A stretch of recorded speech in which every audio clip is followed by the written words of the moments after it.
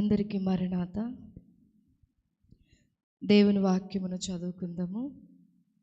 మత్తయి సువార్త 26వ అధ్యాయము 63 నుంచి 63వ వచనము నుంచి 65 వరకు నేను చదువుతున్నాను. అందుకు ప్రధాన యాజకుడు ఆయనను చూచి, నీవు దేవుని కుమారుడువైన క్రీస్తువైతే ఆ మాట మాతో చెప్పుమని జీవము గల దేవుని తోడని నీకు ఆనబెట్టుచున్నానెను. అందుకు యేసు, నీవన్నట్టే, ఇది మొదలుకొని మనుష్య కుమారుడు సర్వశక్తుని కుడి పార్శ్వమున కూర్చుండుటయు ఆకాశ మేఘారూఢుడై వచ్చుటయు మీరు చూతురని చెప్పగా, ప్రధాన యాజకుడు వస్త్రము చింపుకొని, వీడు దేవదూషణ చేసెను, మనకిక సాక్షులతో పని ఏమి? ఇదిగో ఈ దూషణ మీరిప్పుడు విన్నారు, మీకేమి తోచుచున్నదని అడిగెను. అందుకు వారు, వీడు మరణమునకు పాత్రుడనిరి. చిన్న ప్రార్థన చేద్దాము. దేవుడు తన పరిశుద్ధమైన వాక్యమును దీవించునుగాక. ఆమేన్.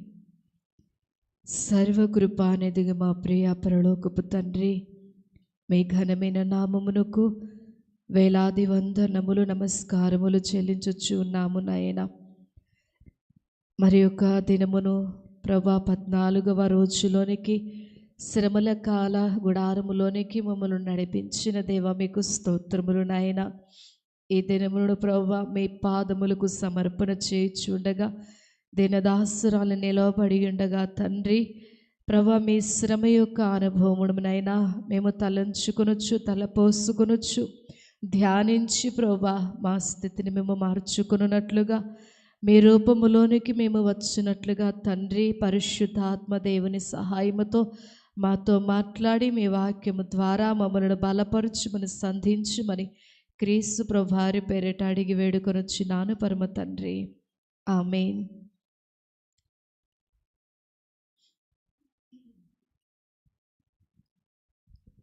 దేవునికే నిత్యమును మహిమ కలుగునుగాక.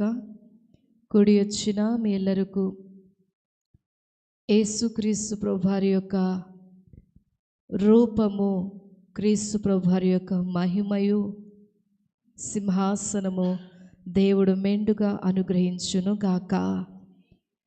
అందరికీ మరణాత. అమ్మ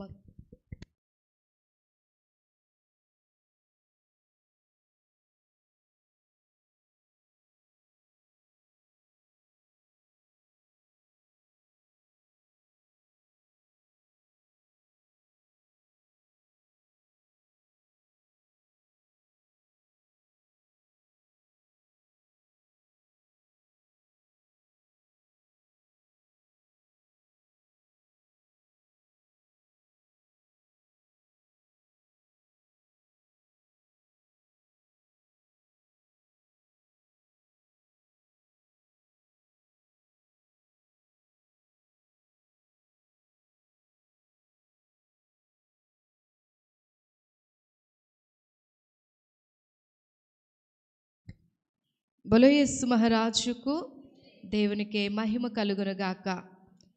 దేవుని యందలి ప్రియమైన విశ్వాసులారా, క్రీస్తు ప్రభువారి శ్రమల చరిత్రను గురించి వినుచున్న వారులారా, ఈ రోజున క్రీస్తు ప్రభువారు పొందినటువంటి తీర్పును గురించి మన ధ్యానాంశము. యేసుక్రీస్తు ప్రభువారు 5 రకముల కోర్టులకు వెళ్ళినట్లుగా మనము చూచి ఉన్నాము. ఆ 5 రకముల కోర్టులని తండ్రి గారు దేవదర్శయ్య గారు 2 భాగములుగా విభజించారు. ఏమిటి అనంటే, కయప కోర్టు అంటే ప్రధాన యాజకుని యొద్దకు మొదటిగా తీసుకొని వెళ్ళారు. ఆ తర్వాత సన్హెడ్రిన్ సభ వారు 70 మందిగా ఉన్న వారి మధ్యలోనికి యేసుక్రీస్తు ప్రభువారిని తీసుకొని వెళ్ళారు. అయితే వారు మొదట తీసుకువెళ్ళిన ప్రధాన యాజకుడు కావచ్చు, ఈ సన్హెడ్రిన్ సభ వారు కావచ్చు, వీళ్ళందరూ ఎవరు అనంటే యూదులైన వారు. అంటే యూదయ మత కోర్టు మొదటిది ఏంటండి? ఈ 2 కోర్టులు కలిపి యూదయ మత కోర్టు. ఇక రెండవదిగా చూస్తే పిలాతు గారి దగ్గరికి తీసుకొని వెళ్ళారు. అలాగే ఆ తర్వాత పిలాతు గారు హేరోదు యొద్దకు తీసుకొని వెళ్ళారు. మరలా హేరోదు గారు పిలాతు గారి దగ్గరికే పంపించారు. ఇదేమిటి అనంటే రోమా గవర్నమెంట్ కోర్టు. ఏంటండి? రోమా గవర్నమెంట్ కోర్టు. ఇప్పుడు యేసుక్రీస్తు ప్రభువారు ఎన్ని చోట్ల తీర్పు పొందడానికి వెళ్ళారు? 2 చోట్ల. అంటే దైవజనులు అయ్యగారు చెప్పినట్లుగా 2 చోట్లకి వెళ్ళవలసి వచ్చింది. ఎందుకొరకు యేసుక్రీస్తు ప్రభువారు 2 చోట్లకి వెళ్ళవలసి వచ్చింది? అసలు ఆయన 33.5 సంవత్సరములు జీవించిన కాలములో మాత్రమే క్రీస్తు ప్రభువారు సేవా పరిచర్య కొనసాగించినట్లుగా చూస్తాము.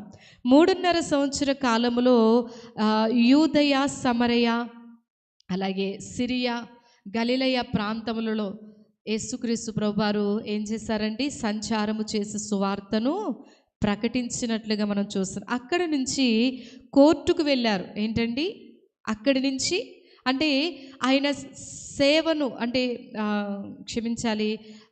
క్రీస్తు ప్రభువారి సువార్తను ప్రకటించిన పిమ్మట కోర్టుకు వెళ్ళి ఉన్నారు. కోర్టు నుంచి సిలువ మీదకి వెళ్ళి ఉన్నారు. సిలువ మీద నుంచి తండ్రి కుడి పార్శ్వమునకు క్రీస్తు ప్రభువారు చేరుకున్నారు. ఇది ఆయన శ్రమకాల చరిత్ర. దీనిని మనము ఈ దినము ధ్యానించినట్లయితే పరిశుద్ధాత్మ తండ్రి సహాయముతో ఈరోజు నూతన సంగతులను దేవుడు మనకు తెలియజేయబోతున్నారు. బోలో యేసు మహారాజుకు దేవునికే మహిమ కలుగును గాక.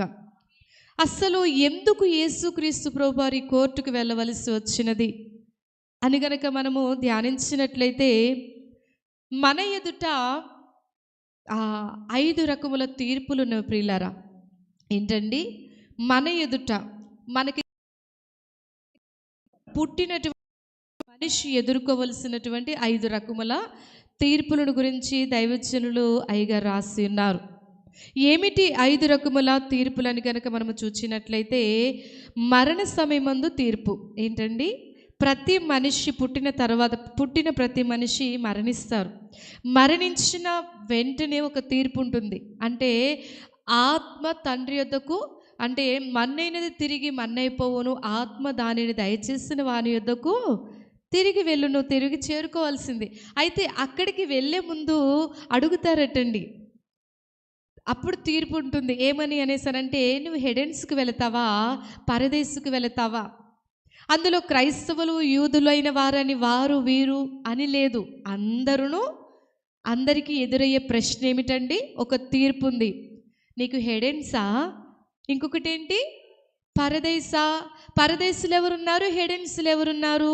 క్రీస్తు వారిని నమ్మి మృతులైన భక్తులు పరదేశులో ఉన్నారు.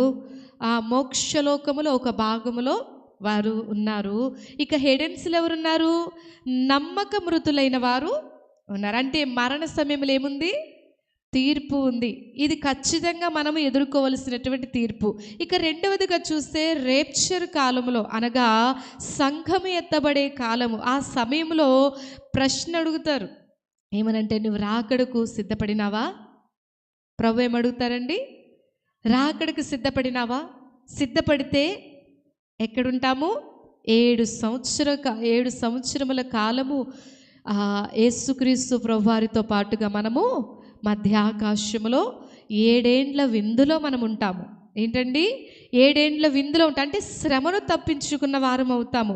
క్రీస్తు ప్రభువారితో సహవాసము కలిగి ఉన్న వారం అవుతాము. ఒకవేళ కనుక మనము అట్టి స్థితిలో నేను సిద్ధపడలేదనంటే, అయ్యో నేను సిద్ధపడలేదని కనుక మనం అంటేనటండి, ఆ తీర్పు సమయంలో అయితే ఉండిపో అంటారట. ఏమంటారండి? అయితే ఉండిపో. ఎక్కడికి ఉండాలి? దేని కొరకు ఉండాలి? 7 సంవత్సరముల కాలము శ్రమను పొందడానికి మిగిలిపోవాలి. అంటే దేవుడు మన దగ్గరే, మన ఇష్టముతోనే దేవుడు మన జీవితాన్ని ముందుకు తీసుకొని వెళుతూ ఉన్నారు. మొదట మరణ సమయంలో నీవు నమ్మావా? క్రీస్తు ప్రభువారిని నమ్మావా? నీవే దిక్కు ప్రభువా అని ఎవరైతే అడుగుతారో వారికి ఏమిటండి? ఏం కలుగుతుంది? మోక్ష భాగ్యము దొరుకుతుంది. అంటే ఆ పరదేశులోనికి వారు వెళ్ళగలుగుతారు. అసలు నీవు నాకు అక్కర్లేదు, నిజంగా చూడండి, చావనన్నా చస్తాను కానీ నేను మారననేవారు చాలామంది ఉంటారు. అలాంటి వారికి ఏముంటుంది, ఏముంటుందండి? హెడెన్స్ అనగా ఏమిటి? చిన్ని నరకమట. ఏంటండి? నరకం ఎలా ఉంటుందో రుచి చూపించేది హెడెన్స్. అక్కడ ఆ శ్రమలు, నరకం అనేది చాలా భయంకరమైన శ్రమ. దానిలోనికి నువ్వు వెళ్ళకుండా ఉండడానికి యేసుక్రీస్తు ప్రభువారు 2000 సంవత్సరాల క్రితము మనుష్య కుమారుడిగా ఈ లోకానికి వచ్చారని తెలియజేసినప్పటికీ కూడా నాకు ఆ యేసు వద్దు, ఆ నరకమే చాలు అని అంటారట కొందరు. అంటే మరణ సమయంలో మారిన వారు కూడా చాలామంది ఉంటారు. అట్టి వారు హెడెన్స్లోనికి వెళతారు. ఇక మూడవదిగా చూసినట్లయితే 7 ఏండ్ల శ్రమల కాలము తర్వాత తీర్పు ఉంటుంది. ఏంటండి? 7 ఏండ్ల శ్రమలు అయిపోయిన తర్వాత కూడా తీర్పు ఉంటుంది. దాని గురించి ఏమిటంటే 7 ఏండ్ల శ్రమల పరిపాలనలో అంటే హర్మగెద్దోను యుద్ధమునకు ముందు ఏంటండి? హర్మగెద్దోను యుద్ధమునకు ముందు అనగా ఇది ఎప్పుడు జరుగుతుందంటే 7 సంవత్సరముల కాలము భయంకరమైన శ్రమలు. దేవుని పిల్లలైన వారు అంటే ఎత్తబడిన సంఘము కాక మిగిలిపోయిన వారు, అలాగే క్రీస్తుని నమ్మని వారు, వీరందరూ ఏమి అనుభవిస్తారు? భయంకరమైన మహాశ్రమలు. ఎప్పుడూ రాలేదు, ఎన్నటికీ రావు. ఆ 7 ఏండ్ల కాల సమయంలో వచ్చినటువంటి ఆ మహాభయంకరమైన శ్రమలు. అలాంటి సమయంలో కూడా ప్రభు అడుగుతారటండి, ఏమని? ఇప్పటికైనా నమ్ముతావా, అంగీకరిస్తావా అని అడుగుతారు. ఎప్పుడు అనంటే హర్మగెద్దోని యుద్ధము ఎవరెవరికి అనంటే క్రీస్తు ప్రభువారు ఆ కొండ మీదకి దిగి వస్తారు. ఏంటంటే క్రీస్తు ప్రభువారిని ఆశ్రయించక అంత్యక్రీస్తు అబద్ధ ప్రవక్త వైపు ఉన్నవారు ఈ హర్మగెద్దోను యుద్ధములో నాశనం అయిపోతారు. అలాంటి సమయంలో ప్రభు సమయం ఇచ్చినా కానీ వారు ఇష్టపడరు. ఇక తర్వాత గనుక చూస్తే సజీవుల తీర్పు ఏంటండి? సజీవులకు కూడా తీర్పు ఉంటుంది. ఇది ఎప్పుడు అనేసానంటే 1000 ఏండ్లు బోధ జరిగిన తర్వాత, ఆ తర్వాత హర్మగెద్దోను యుద్ధము తర్వాత క్రీస్తు ప్రభువారు తన రాజ్యముతో కూడా, అనగా తన రాజ్యం అనగా ఎవరండి? ఎత్తబడినటువంటి గుంపు. ఎవరండి చెప్దామా? మనందరము మనమే అందామా? విశ్వాసము కలిగిన వారందరం విశ్వాసముతో. ఎందుకొరకు వచ్చారు క్రీస్తు ప్రభువారు? వధువు సంఘ రూపమును మనకిచ్చుట కొరకు, మనలందరినీ జ్యేష్ఠ పుత్రునిగా చేయుట కొరకు, ఆయన రాజ్యమునకు వారసులుగా చేయడానికి మనము రాజులను యాజక సమూహమునై ఉన్నామని దేవుడు తెలియచేయడానికి ఈ లోకానికి మనుష్య కుమారునిగా వచ్చి ఉన్నారు. మన కొరకు మరణముందారు. ఆయన సజీవుడై తిరిగి లేచి మరలా మన కొరకు రాబోచున్నారు. అప్పుడు ఎత్తబడినటువంటి సంఘమే మనము. దేవునికి స్తోత్రము. నమ్మిన వారి బిగ్గరగా హల్లెలూయా చెప్తారా? బలో యేసు మహారాజుకు దేవునికే మహిమ కలుగును గాక. అప్పుడు ఆయన రాజ్యమైనటువంటి మనందరితో పాటుగా క్రీస్తు ప్రభువారు దిగి వచ్చినప్పుడు 1000 ఏండ్ల కాల బోధ జరుగుతుంది. ఏంటండి? ఇక మొత్తం 1000 ఏండ్లు బోధే జరుగుతుందన్నమాట. అప్పుడు ఆ కాలంలో దైవజనుడు దావీదు దగ్గర తెలియజేసిన ఒక మాట ఏమిటంటే, ఇప్పుడు నేను బోధ చేయాలి, పలానా చోటుకి వెళ్ళి బోధ చేయాలని నేను అనుకున్నాను. ఇప్పుడు నేను చేయలేకపోయాను. కానీ అప్పుడు నేను మహిమ శరీరంతో ఉండడాన్ని బట్టి ఎక్కడికంటే అక్కడికి వెళ్ళి నేను ఎవరికైతే చేయాలని ఆశపడ్డానో, ఎవరినైతే రక్షించుకోలేకపోయాను, ఎవరి కొరకు బ్రతికినంత కాలం నేను బాధపడ్డానో, ఏడ్చానో, అలాంటి వారికి నేను ఎలా చేస్తానండి? బోధ చేయగలమంటే మనము ఎలాగా? అధికారముతో బోధ చేయగలం. ఇప్పుడైతే మనం బ్రతిమలాడాలి, కానీ అప్పుడు అధికారముతో మనము బోధించే ఒక గొప్ప సదవకాశాన్ని దేవుడు మనకి ఇస్తారు. దేవునికి స్తోత్రము. హల్లెలూయా. అలాగున సజీవుల తీర్పు కాలం, అంటే 1000 ఏండ్ల సంవత్సర కాలము క్రీస్తు ప్రభువారితో కూడా మనము బోధ చేసిన తర్వాత కూడా ప్రభు అడుగుతారటండి, ఏమని? ఇప్పటికైనా మారతావా? అయినా కానీ చాలామంది అంటారట, నేను మారను అనేవారు కూడా చాలామంది ఉంటారు. ఇక ఇలాంటి వారందరూ ఎక్కడికి వెళతారు? అంత్య తీర్పులోనికి వెళతారు. ఎందుకు అంత్య తీర్పులోనికి అనంటే, నీకు మరణ సమయమందు అవకాశం ఇచ్చాను. ఒక తీర్పులో నిన్ను ప్రశ్న వేశాను, నువ్వేమని జవాబిచ్చావు? నాకు నీ వద్దు అన్నావు. రెండవది ఏంటి అనంటే అంతకు పూర్వము అంటే ఆ మరణానికి ముందు కూడా ఎన్నో అవకాశాలు నీకు ఇచ్చాను, సువార్తను ప్రకటింపజేశాను, అనేక విధాలుగా నీ దగ్గరికి నేను వచ్చాను, మనస్సాక్షి ద్వారా నీతో మాట్లాడాను, అయినా కూడా నీవు నా వైపు తిరగలేదు. అలాగే రేప్చరు సమయంలో అంటే సంఘము ఎత్తబడే సమయంలో కూడా అవకాశం ఇచ్చాను, అయినా కూడా నీవు తిరగలేదు. అలాగే 7 ఏండ్ల పరిపాలన తర్వాత కూడా 7 ఏండ్ల శ్రమల కాలము తర్వాత హర్మగెద్దెను యుద్ధము ముందు కూడా నేను అసలు చూడండి, క్రీస్తుప్రభువు వారు అంతటి వారిగా వచ్చినప్పటికీ కూడా నమ్మలేక ఉన్నవారంటే ఎంత మొండి బారిపోయినట్టు అంటే వారిలో ఏమి పని చేస్తుందనంటే గత కాలంలో ప్రభు మనతో మాట్లాడారు, నైజ పాపం వారిలో పని చేస్తుంది కాబట్టి వారు మారలేక ఉన్నారు. ఇక సజీవుల తీర్పు అనగా 1000 ఏండ్ల కాలములో 1000 ఏండ్ల పరిపాలనలో ఎంతో చక్కని అంటే ఏ యుద్ధాలు ఉండవు, ఏ భయము, ఏ బాధ, ఏ అనారోగ్యము, ఎటువంటి భయపడే పరిస్థితులు ఏమి ఉండనటువంటి కాలములో కూడా బోధ జరిగినా కానీ, క్రీస్తు ప్రభువే బోధించినా కానీ మారినటువంటి వారు కూడా ఉంటారు. అలాంటి సమయంలో కూడా నీకు తీర్పు తీర్చి నిన్ను అడిగాను నేను, అయినా కూడా నీవు తిప్పబడలేదు కాబట్టి, నువ్వు మార్చబడలేదు కాబట్టి ఇక చివరిగా ఏమి తీర్పు? అంత్య తీర్పు. అప్పుడు కూడా ప్రభు అవకాశం ఇస్తారండి, అయినా కానీ మారరు. ఈ 5 తీర్పులు మనము పొందవలసిన వారమై ఉన్నాము కాబట్టి ఈ 5 తీర్పుల నుంచి మనలందరినీ తప్పించడానికి క్రీస్తు ప్రభువారు కోర్టులోనికి వెళ్ళారు. దేవునికి స్తోత్రము. ఏంటండి ఈ 5 తీర్పుల నుంచి మనం ఎలా బడగలుగుతాం చెప్పండి? క్రీస్తు ప్రభువారు వస్తేనే కదా, ఆయన ఉన్నారని మనకు అర్థమవుతేనే కదా, ఆయన ప్రేమ ఏంటో మనకు అర్థమవుతేనే కదా, ఆయన వైపు మనం త్రిప్పబడగలిగితేనే కదా, ఆయన యందు మనం విశ్వాసం ఉంచగలిగినట్లయితేనే కదా, ఆయనతో పాటుగా ఎగిరి వెళ్ళగలిగినట్లయితేనే కదా మనము ఈ తీర్పు నుంచి తప్పించుకోగలము. అయినా కూడా మారలేనటువంటి పరిస్థితుల్లో చాలామంది ఉన్నారు. అప్పటికీ కూడా ప్రభు ఏం చేస్తారటండి, హర్మగెద్దెను యుద్ధము అంటే 7 ఏండ్ల కాల శ్రమల తర్వాత కూడా ప్రభు అవకాశం ఇస్తున్నారు, అయినా మారరు. 1000 ఏండ్ల కాలంలో కూడా ప్రభు అవకాశం ఇస్తూ ఉన్నారు, అయినా మారలేనటువంటి వారు ఇక తప్పదు. ఎక్కడికి వెళ్ళవలసినది? ధవల సింహాసనాసీనుడైనటువంటి మహోన్నతుడైనటువంటి ఉన్నత సింహాసనాసీనుడైనటువంటి దేవుని ఎదుటికి వీరు వెళ్ళవలసినది.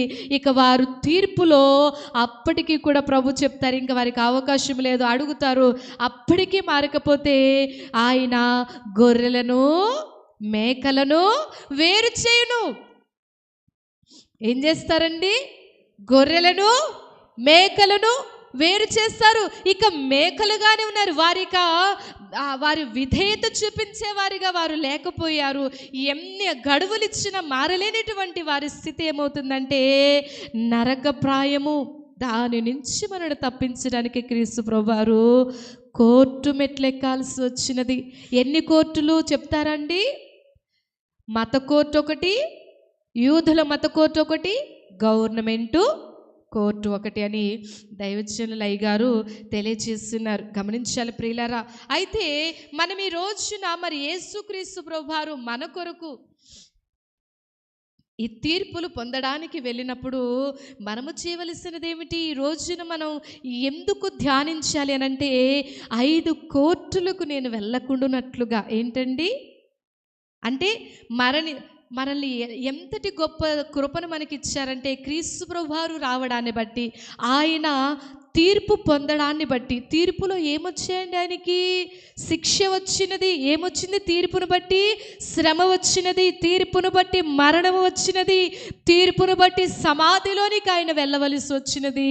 ఇదంతా ఎందుకు అనంటే మరణములో నుండి జీవములోనికి మనలను తీసుకుని వెళ్ళడానికి. ఇక మరణము నుంచి మరణంకి ఇంక మనం వెళ్ళవలసిన అవసరము లేకుండగానే అంతటి కృపను మనకి ఇవ్వడానికి, జీవములోనికి మనల్ని నడిపించడానికి క్రీస్తు ప్రభువారు ఈ కోర్టులోనికి వెళ్ళారు. ఎలాంటి వారైనా అధికారులకు, ఈ లోక అధికారులకు అధికారి ఆయన, రాజులకు రాజు, ప్రభువులకు ప్రభువు, సర్వాధికారియగునకు దేవుడు అటువంటి ఆయన ఎక్కడికి వెళ్ళారు?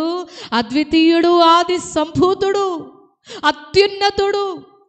ఎవరు ఆయన్ని చేరుకోలేరు, ఎవరు ఆయన్ని చూడలేరు. ఎందుకనంటే అత్యున్నతమైన సింహాసనముపై, ఎంతటి ఉన్నతమైన సింహాసనం అంటే ఆయన ఎంతటి వారో ఈనాడు సూర్యుడు ఎంత దూరముగా ఉన్నాడో మనవారు తెలుసుకోలేకపోతున్నారు. సూర్యుని ఇంతగా చూస్తూ ఉన్నాము కానీ ఎంత దూరంలో ఉన్నాడో సూర్యుడు.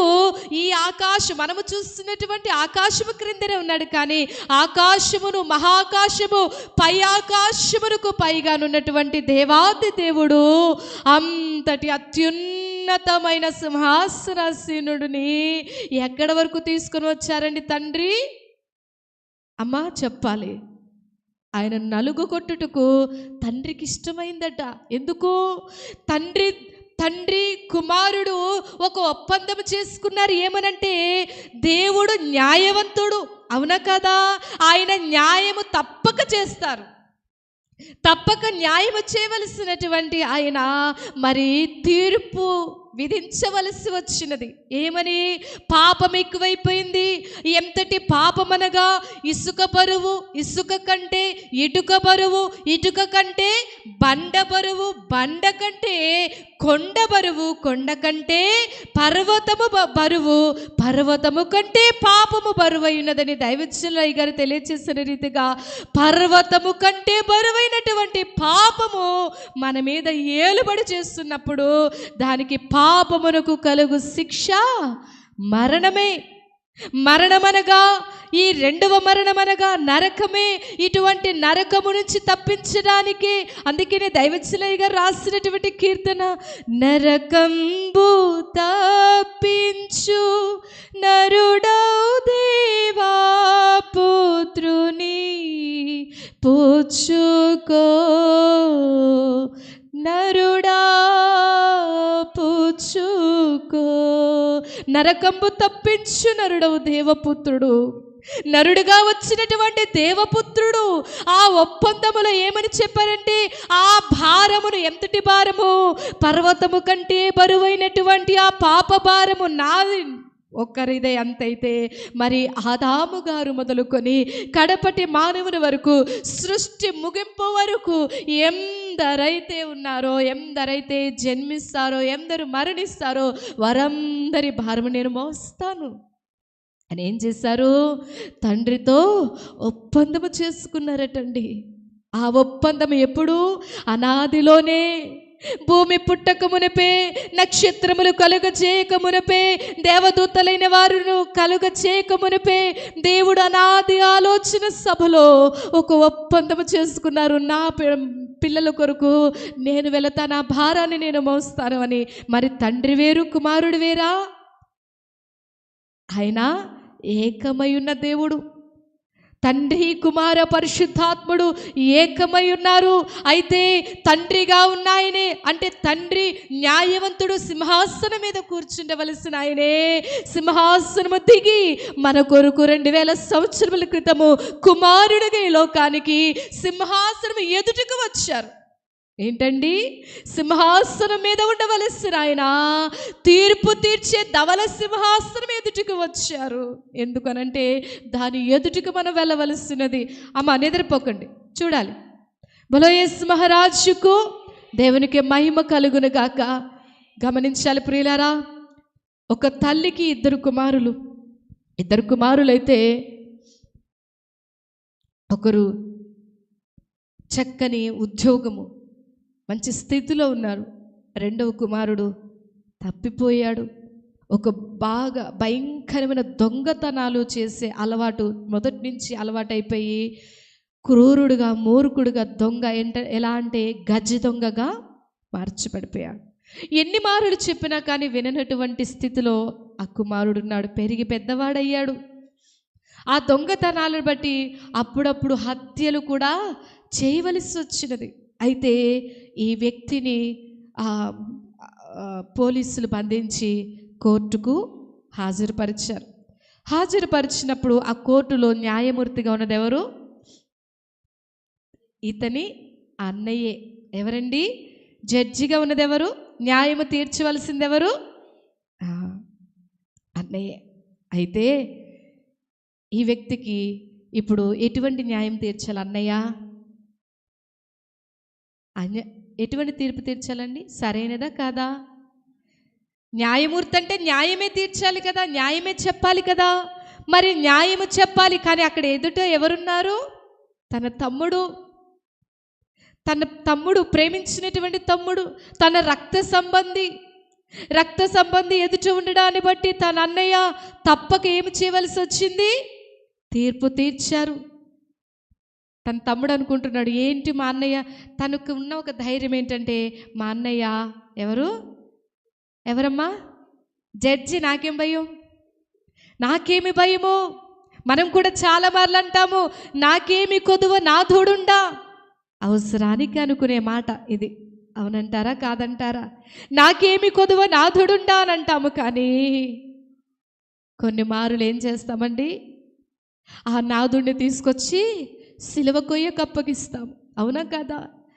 ప్రభా నేను తప్పు చేశాను అని మనం మోకరించినప్పుడు, అప్పుడు ఏ తప్పు అయితే ఒప్పుకుంటారో ఆ తప్పు ఎవరి మీదకి వెళ్తుంది? అమ్మా క్రీస్తు ప్రభువారు. చాలామంది తెలివిగా ఏమంటారు, ప్రభా నా భారాన్ని నువ్వేం మోస్తావులే, అందుకే నేను మోపనని అంటారు. కానీ తెలివైన వాళ్ళు చేయవలసినటువంటి పని అది కాదు. దీనిని అధిక తెలివి అంటారు. మరి ఏం చేయాలి? ప్రభా తప్పు ఈనాడు ఒప్పుకుంటున్నాను కదా, ఈ తప్పు ఒప్పుకోవడం కాదు, తప్పును విసర్జిస్తున్నాను, మరెన్నటికి ఈ స్థితి నీకు రానివ్వను తండ్రి. ఇప్పుడు నన్ను బట్టి నీవు శ్రమ పొందవలసి ఉన్నావు, పొందడానికే వచ్చి ఉన్నావు, కాబట్టి మరెన్నటికి తప్పిదము నేను చేయను ప్రభు అని మనము విసర్జించవలసిన వారమైన. కానీ చాలామంది పదే పదే పదే నా ప్రభు నాకేమి కొదువ నాదుడుండా అన్న మాటను పట్టుకొని ప్రభు దగ్గరికి వెళ్ళి ఒప్పుకుంటూనే ఉంటారు. మరలా అంటే దీని గురించి బైబిల్ గ్రంథంలో ఒక మాట ఉంది. ఏంటండి? కుక్క వాంతి చేసుకొని దానికి తిరిగినట్లుగా. ఏంటండి? కుక్క వాంతి చేసుకుంది, మరలా దానికి తిరుగుతుంది. అది దానిలో ఎమడలేక బయటకు వచ్చేసింది, బయటికి వచ్చిన దాని వైపు మరలా ఏం చేస్తుంది? తిరుగుతుంది. మనము కూడా ఎలా ఉన్నాము? మనలో ఇమడలేనటువంటి పాపాన్ని మనము తట్టుకోలేక ఆ సమయంలో ఒప్పుకున్నా మరలా ఏం చేస్తాము? మరలా దాని వైపే తిరుగుతున్నాము. ఇక్కడ ఈ తమ్ముడు కూడా అలాగే అనేక మారులు తప్పిదము చేస్తే అన్నయ్య ఏం చేశారు? సరైన తీర్పు తీర్చారు. ఇక మరణ శిక్ష తప్పదు అని ఇతనికి మరణ శిక్ష అని తీర్పు తీర్చారు. మరణ శిక్ష ఇక 3 రోజుల్లో మరణ శిక్షే. ఆ సమయంలో తమ్ముడు దగ్గరికి అన్నయ్య వెళ్తాడు. వెళ్ళినప్పుడు తమ్ముడు అంటాడట, ఏంటన్నయ్య నువ్వు ఉన్నావని నేను ధైర్యంగా ఉన్నాను, నీవేమో ఇటువంటి తీర్పు తీర్చావంటే, సరే తమ్ముడు నన్ను క్షమించును, బాధపడకు అని చెప్పి వస్త్రములు ఇస్తాడట. ఏంటండి? ఒక వస్త్రములు ఇస్తే సరే అన్నయ్య ఇచ్చాడు కదా అని ఆ వస్త్రములు తీసుకున్నాడు. అప్పుడు వెంటనే అన్నయ్య అంటారటండి, నీ వస్త్రములు నాకివ్వు అని అంటాడట. ఏంటండి? నీ వస్త్రములు నాకివ్వు. ఇవేమి వస్త్రములు, అవేమి వస్త్రములు? తమ్ముడు దగ్గరున్నవేమో మరణపు వస్త్రములు, తీర్పు వస్త్రములు, తీర్పులోనికి వెళ్ళవలసిన వస్త్రములు. మరి అన్నయ్య దగ్గర ఉన్నవేంటి? మహిమ వస్త్రములు. అంటే ఇక సంతోషమే, అందరితో పాటుగా స్వేచ్ఛగా తిరగగలిగేటటువంటి రక్షణ వస్త్రం అది అన్నయ్య ఇచ్చాడు. మా అన్నయ్య ఇచ్చాడు కదా అనేసి సంతోషంతో అన్నయ్యకి వస్త్రాలు ఇచ్చేసి తమ్ముడు తీసుకున్నాడు.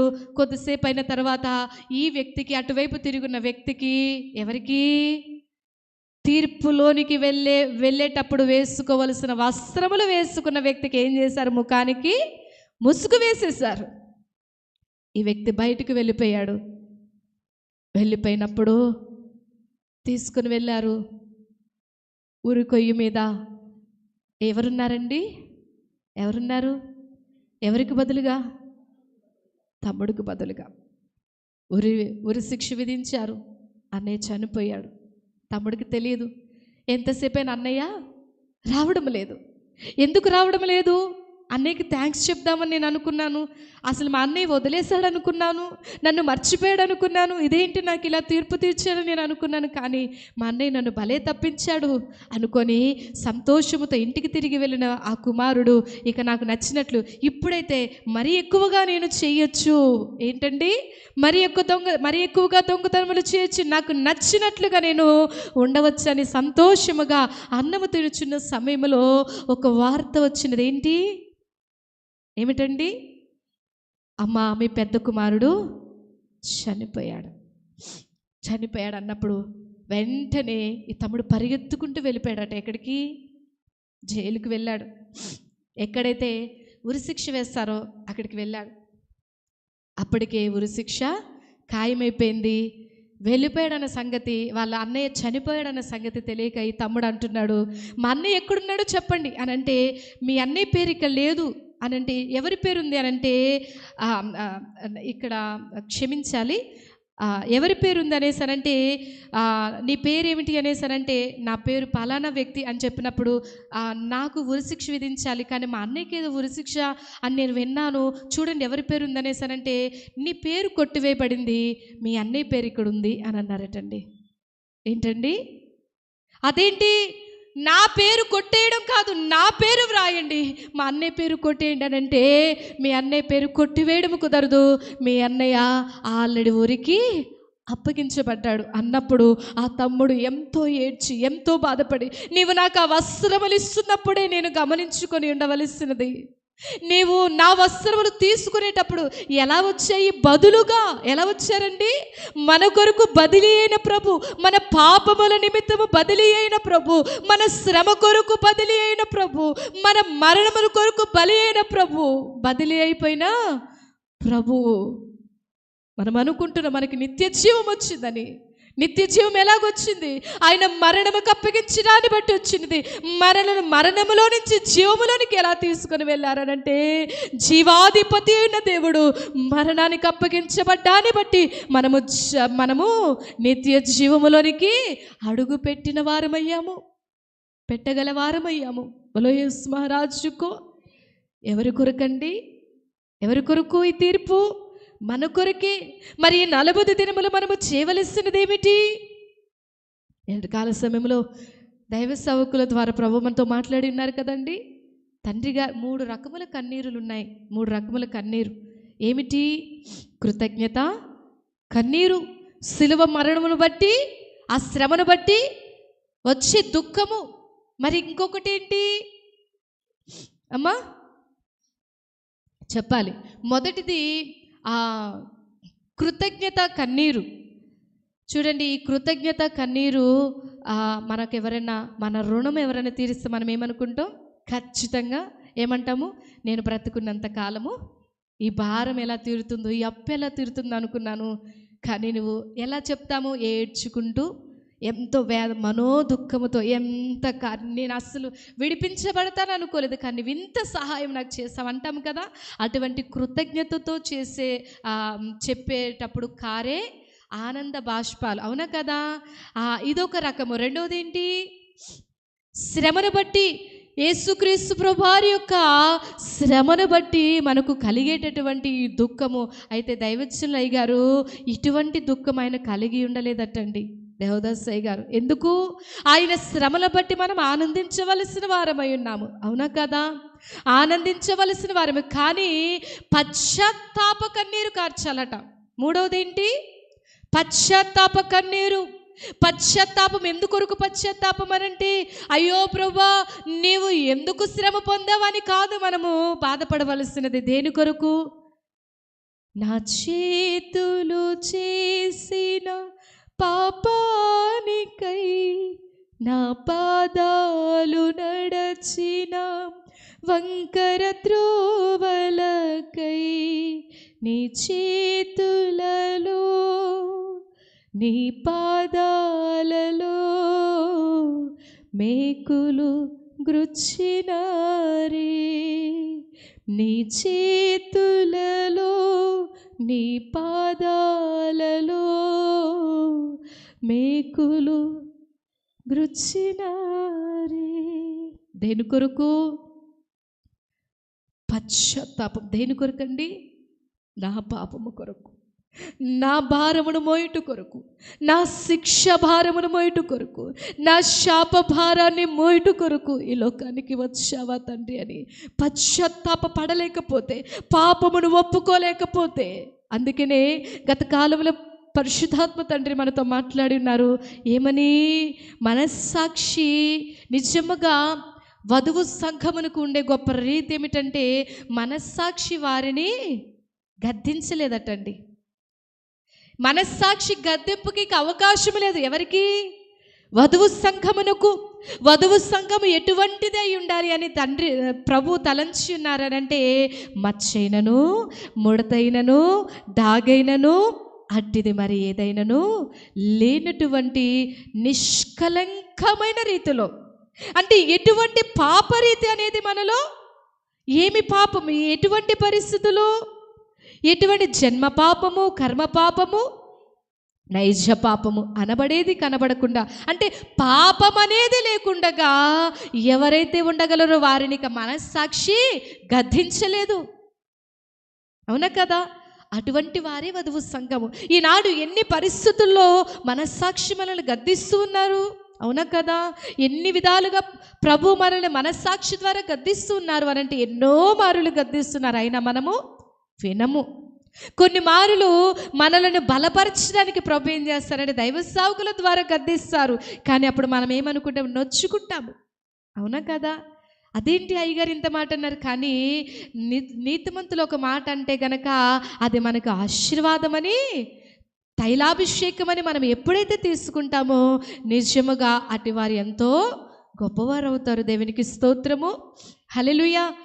ధన్యులమైపోతాము. ప్రభు మనల్ని గద్దిస్తున్నారని మనము స్వీకరించాలి. ఆ లోపమును సరిచేయడానికి ప్రభు మనల్ని గద్దించారని మనం అంగీకరించినప్పుడు ఇక ఆ లోపం అనేదే మనలో లేకుండగా నిష్కలంకురాల, ఏమంటున్నారండి? సంఘమును నా నిష్కలంకురాల. వధువు సంఘమునకు పేరు తండ్రి పెడుతూ ఉన్నారు. ఏమని? అమ్మా నా నీలో కలంకమేమీ లేదు. అటువంటి సంఘముగా మనం ఉండడానికి ప్రభు తన క్రీస్తు రక్తమును కార్చారు. దేవునికి స్తోత్రము, హల్లెలూయా. ఈ తమ్ముడు అప్పుడు పొందాడు. ఏమనుకున్నాడు? అంతకు మునుపు వస్త్రం వచ్చింది, మరి స్వేచ్ఛగా తిరగొచ్చును. ఈనాడు క్రైస్తవులము కూడా క్రీస్తు వారమని చెప్పుకుంటున్నటువంటి మనము నా భారము పోయింది అని తిరుగుతున్నాము, కానీ చెప్పుకుంటున్నాము, కానీ మన భారం ఆయన మీద పడినదని మనము పశ్చాత్తాపపడలేకపోతున్నాము. ఆయనకు కృతజ్ఞత చూపించలేకపోతున్నాము. కానీ మూడవది మాత్రం, ఇంకొకటి మాత్రం చేస్తాం. ఏంటండి? అయ్యో క్రీస్తు ప్రభువు శిక్ష పొందారు, మరణం పొందారు, వ్యాధి పొందారట అని అంటూ ఉన్నాం. అది కాదు. ప్రతి శుక్రవారము, ప్రతి సోమవారము, ప్రతి ఆదివారము ఈ మందిరంలో జరిగేది ఏంటండి? అమ్మ కృతజ్ఞత కన్నీరా, పశ్చాత్తాప కన్నీరు. శ్రమను చూచి కన్నీరు కాదు. ఆ సిలువ భారము మీద, భారమైన సిలువను భుజము మీద మోపిరే, పిడికిన్లు బిగించి గుద్దిరే, బొండకు బిగించి కొరడాతో కొట్టిరే, బొండకు బిగించి కొరడాతో కొట్టిరే. ఏంటండి? భారమైన సిలువ అంటే ఏంటి? మన భారమైన పాపము, లేని నేరములు ఆయన మీద వేశారు. ఎవరు? ఈ రెండు కోర్టుల్లో ఉన్నటువంటి వారు. కానీ ఆయన మునిపే లోక పాపములను ఏకంబుగానే పైకి వేసి కొంటివా. దేవునికి స్తోత్రము. లోక పాపములనే భారాన్ని ఆయన మీద ముందుగానే ఆయన తన ఇష్టముతో వేసుకున్నారు. మరి ఇష్టముతో వేసుకున్నప్పుడు మన భారాన్ని మోయడానికి ఆయన వచ్చినప్పుడు మనం ఎలా తిరగాలి? స్వేచ్ఛగా పాపములో తిరగాల, పరిశుద్ధులముగా జీవించాలా? అన్నయ్య మరణాన్ని బట్టి, తమ్ముడేమను అన్నయ్య ఇచ్చినటువంటి వస్త్రాలను బట్టి, అన్నయ్య విడిపించిన దాన్ని బట్టి స్వేచ్ఛగా పాపము చేయాలనుకున్నాడు. కానీ ఎప్పుడైతే నాకు బదులుగా అన్నయ్య మరణించాడని తెలుసుకున్నాడో ఏమయ్యాడండి? పశ్చాత్తాప పడ్డాడు. ఈనాడు ఈ 40 దినములలో కూడా మనము చేయవలసింది ఏంటండి? ఏమి చేయాలి? అందుకనే సిలువ మ్రాను దగ్గర యేసుక్రీస్తు ప్రభువారిని చూచుచున్న వారిలో ఒక స్త్రీ కనబడుతుంది. ఎవరు? మగ్దలేనా మరియ. ఏమంటుందో తెలుసా? అంతరంగికముగా దైవజనులయ్య గారు చెప్పిన మాట ఏమిటంటే, ఆమె పశ్చాత్తాపడుతుందట. ఏంటండి? పశ్చాత్తాపడుతుంది. ఎంతగానంటే ఆ చేతులలో మేకులను చూచి, నేను చేయకూడనటువంటి పనులను చేయడాన్ని బట్టి కదా ప్రభువా నీకు సిలువ అంటే, క్షమించాలి, మేకులు నీ చేతులు బంధించబడిపోయినవే. నా ఘోరమైన తలంపులను బట్టి నీ శిరస్సు మీద ముండ్లతో, ఆ భయంకర ముండ్లతో, రాకాసి ముండ్లతో నీ శిరస్సు అంతా గాయమైపోయింది. ఆ గాయములో గుండా కారుచున్న రక్తము నా కొరకు కాదా? నా తలంపులను బట్టి కాదా? ఆ ప్రక్కలో బల్లపు గాయము నేను నీ పక్షముగా ఉండవలసినదనని, కానీ నీవు కలుగ చేస్తే, నీవు నన్ను సృష్టిస్తే, నీవు నా కొరకు సమస్యను కలుగ చేస్తే నేను అపవాది పక్షముగా చేరానే, నా కొరకు కాదా? ఆ పాదములు నేను నా నడత, నా క్రియ, నా ప్రవర్తనను బట్టి కాదా అని ఆ తల్లి ఎవరండి? మగ్దలేనే. మరి ఆ స్త్రీ గొప్ప స్త్రీ. 7 దెయ్యములు పట్టి మునుపు పాపిగా ఉన్నటువంటి, పాపాత్మురాలుగా ఉన్నటువంటి ఆ స్త్రీ ఒప్పుకుంటుంది, పశ్చాత్తాపడుతుంది. పశ్చాత్తాపడినటువంటి ఆమె చేసిన పని మరెన్నటికి పాపము జోలికి పోనయా. ఈనాడు నీవు పొందుచున్నటువంటి ఆ శ్రమను, ఆ శిలువ భారమును నీ మీద మరలా వేయనయ్యా, నన్ను క్షమించు తీర్మానము తీసుకుంటుంది. తన జీవితాన్ని సమర్పించుకుంది. ప్రభువా, జీవిత కాలము మట్టుకు, బ్రతికినంత కాలము మట్టుకు నీ కొరికే జీవిస్తాను, నీ సిలువను ప్రకటిస్తాను, నీ రాజ్యమును కరేకులను సిద్ధపరుస్తాను. ప్రభువుని స్తుతిస్తూ ఉన్నది. ఎంత గొప్ప కార్యము చేశావు ప్రభా, కృతజ్ఞతాస్తుతి. ఎంత కార్యము నా ఎడల మీరు చేశారు తండ్రి. ఎంతో గొప్ప కృపను నాకు ఇచ్చావు ప్రభా, ఎంతో భాగ్యాన్ని నాకు ఇచ్చావు తండ్రి. ఈనాడు ఆ శిలువ మీద ఉండవలసింది నేను, కానీ నాకు బదులుగా నీవున్నావు తండ్రి. మీకు ఎంతగా స్తుతి చెల్లించిన, ఎంతగా నైనా మిమ్మను పాడిన, మిమ్మను పొగడిన, ఎంతగా మిమ్మను ప్రకటించిన మీ రుణము నేను తీర్చుకోలేని ప్రభు అని ప్రభుని స్తుతిస్తూ ఉన్నది. ఇది కదా ప్రార్థన, దైవజనులయ్య గారు నేర్పించిన ప్రార్థన ఇదే కదండి, అవునా కదా?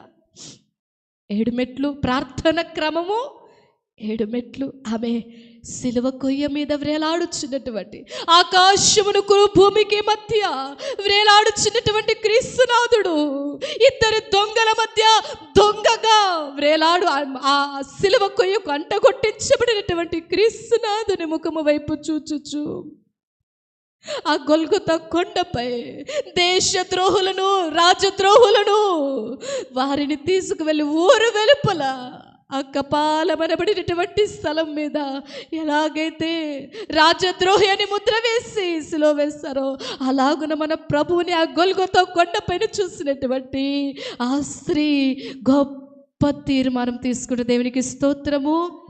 ఈనాడు మన ప్రభు, మన తండ్రి కోర్టులకు వెళ్ళవలసి వచ్చింది. ఎందుకనంటే మనము పశ్చాత్తాపడి తీర్మానము పొందుకొని, తీర్మానము చేసి సమర్పణ చేసి మనం ఒప్పుకోవాలి. పాపమును ఒప్పుకున్న వారమై, తీర్మానము తీసుకున్న వారమై, సమర్పించుకున్న వారమై, ప్రభువును స్తుతించిన వారమై మరణములో నుంచి నేరుగా జీవములోనికి వెళ్ళడానికి ఆయన 5 కోర్టు మెట్లు ఎక్కవలసి వచ్చింది. కోర్టులోనికి వెళ్ళినప్పుడు ప్రభువుని పొగిడారా, తిట్టారా? ఏమంటున్నారండి? యూదులు ఏమంటున్నారంటే, నీవు దేవుని కుమారుడు అని చెప్పుకుంటున్నావు, అవునా అని అన్నారు. యూదులకు దగ్గర దేవుని కుమారుడని చెప్పాలి. ఎందుకంటే వాళ్ళు కూడా ప్రవక్త కొరకు ఎదురు. ఆ మాట లోకస్తులు ఒప్పుకోరు. వాళ్ళకి ఏం కావాలంటే దేవుణ్ణని చెప్పాలి. దేవుణ్ణని చెప్తే వీళ్ళకి దేవుడు ఎవరు? మాకు తండ్రి యెహోవా, ఆయన కుమారుడు వస్తారని చెప్పారు అని అంటారు. అయితే ఇక్కడ ప్రభు ఏమన్నారు? ఒకే ఒక మాట అన్నారు, వీరికి వారికి కాకుండా నీవన్నట్టే అన్నారు. అవునా కదా? నీవన్నట్టే అనడాన్ని బట్టి వారికి కోపము వచ్చినది. మరి ఇక్కడ మరి ఒక సభ ఏంటండి? గవర్నమెంట్ కోర్టు దగ్గర ఆయన ఏమన్నారంటే, ఈ మాట మనము చూద్దాము. మత్తయి సువార్త చూద్దామండి ఒక్క మాట. ఇందాక మనం చదువుకున్నాం కదా, మత్తయి సువార్త 26వ అధ్యాయము 44వ వచనం చూడండి ఒకసారి. 24వ అధ్యాయము మొదటి క్షమించాలి,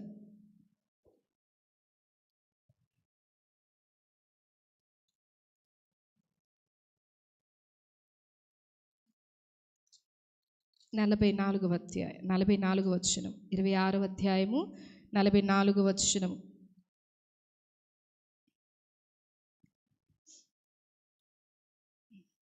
క్షమించాలి, 64వ అధ్యాయం.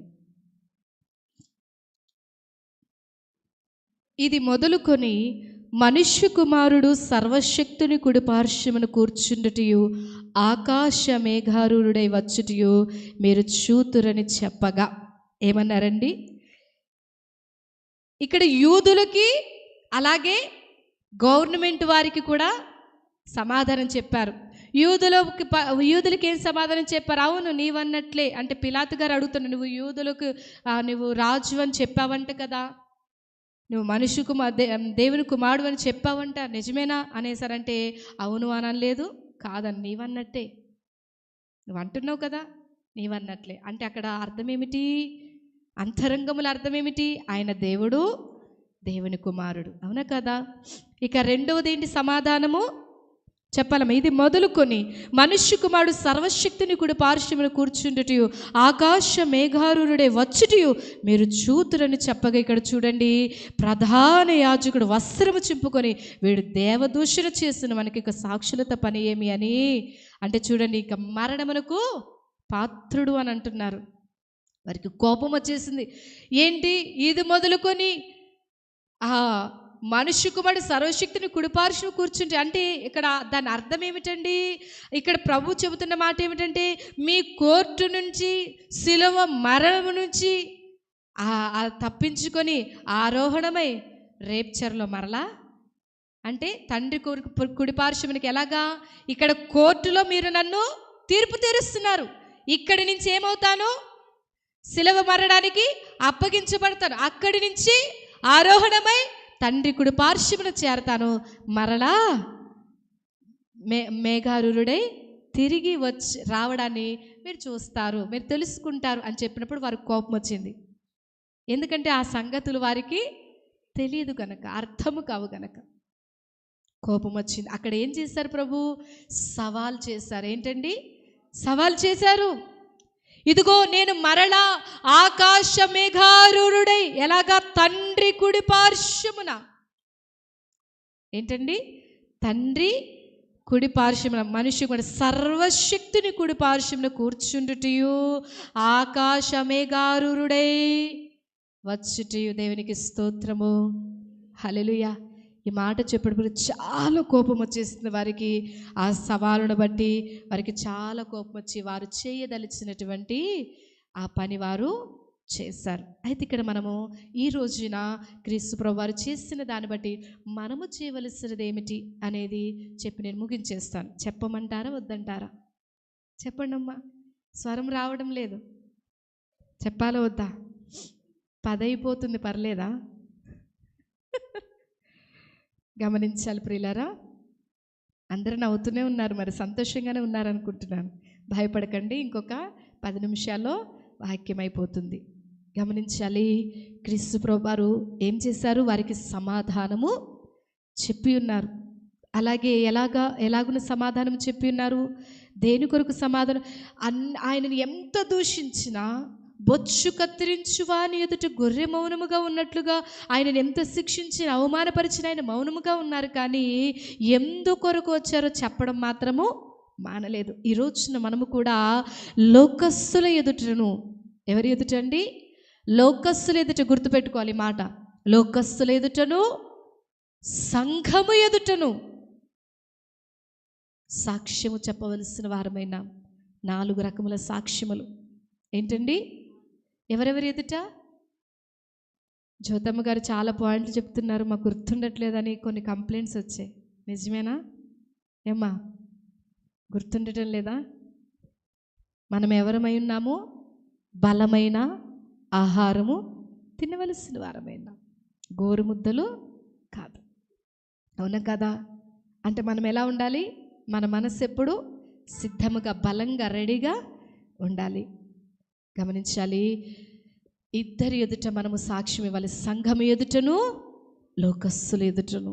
ఏమని సాక్ష్యం ఇవ్వాలంటే, క్రీస్తు ప్రభువారిని బట్టి, ఆయనను బట్టి, ఆయన మనకు మాదిరి కాబట్టి ఆయన ఎటువంటి సాక్ష్యం ఇచ్చారో మనము కూడా అట్టి సాక్ష్యం ఇవ్వాల్సిన వారమైన. మొట్టమొదటి ఏంటంటే, నేను దేవుని కుమారుడును అని ఆయన సాక్ష్యం ఇచ్చారు. ఇచ్చారా లేదా?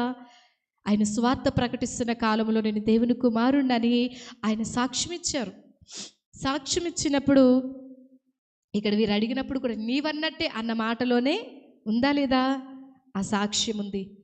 అయితే మనము కూడా క్రీస్తు ప్రభువారిని బట్టి, ఆయన శిలువ రక్తమును బట్టి, ఆయన ఇచ్చినటువంటి రక్షణ వస్త్రమును బట్టి, ఆయన నాకు అనుగ్రహించినటువంటి ఈ స్వాతంత్ర్యమును బట్టి నేను దేవుని కుమారుడును, దేవుని కుమార్తెను అని మనం సాక్ష్యం ఇవ్వాలి.